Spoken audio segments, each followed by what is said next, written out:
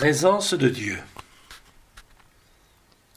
Lorsque nous sommes dans l'épreuve, la question de Dieu peut être très chronophage, avec une légion de questions, de pourquoi, de revendications, etc., qui sont en fait des virus sur le chemin spirituel. Jésus s'émerveille que Dieu soit révélé aux tout-petits alors qu'il est caché aux sages et aux savants. Il invite à avoir la même relation à Dieu qu'un enfant à son père, c'est-à-dire une pleine confiance. Il nous invite aussi à regarder le fonctionnement de la nature autour de soi. Nous l'entendons dire en Matthieu 6, 26-33. Regardez les oiseaux du ciel. Ils ne font ni semaille ni moisson. Ils n'amassent pas dans les greniers, et votre Père céleste les nourrit. Vous-même, ne valez-vous pas beaucoup plus qu'eux ?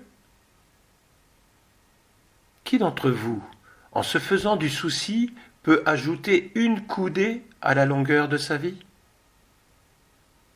Et au sujet des vêtements, pourquoi se faire tant de soucis ? Observez comment poussent les lys des champs. Ils ne travaillent pas, ils ne filent pas.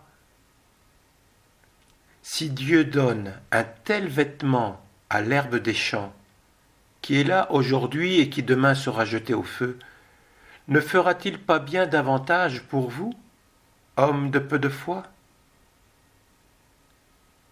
Ne vous faites donc pas tant de soucis. Ne dites pas « qu'allons-nous manger ?» ou bien « qu'allons-nous boire ?» ou encore « avec quoi nous habiller ?» Tout cela, les païens le recherchent. Mais votre Père céleste sait que vous en avez besoin. Cherchez d'abord le royaume de Dieu et sa justice, et tout cela vous sera donné par surcroît.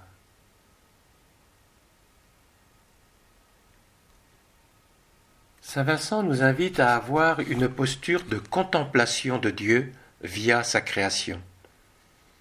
Cette contemplation se base en premier par le biais des sens, du ressenti, et ainsi nous défaire de toute notre machinerie mentale. Voici comment il enseignait aux filles de la charité.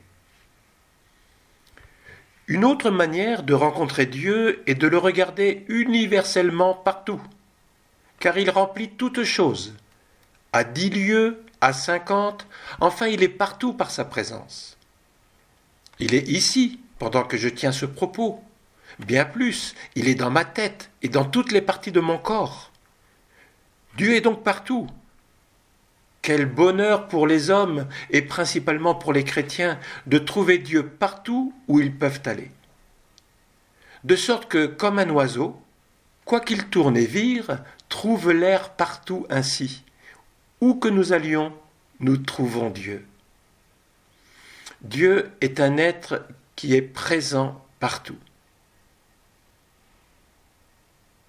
Il donnait aussi un point important pour le début de la méditation.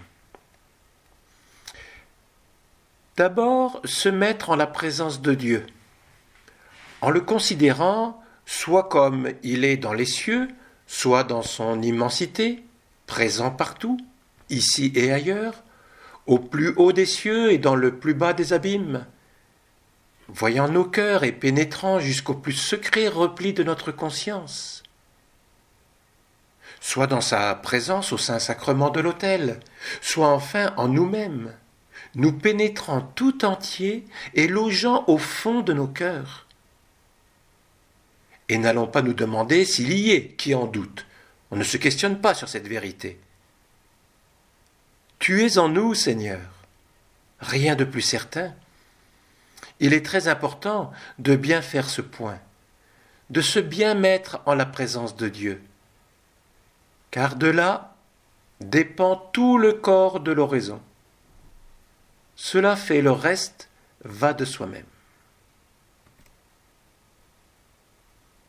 Seigneur, c'est donc en toute confiance, sans aucune suspicion, sans hésitation, que tu nous invites à plonger dans cette confiance en toi, nous mettre en ta présence, pour nous nourrir de ton esprit.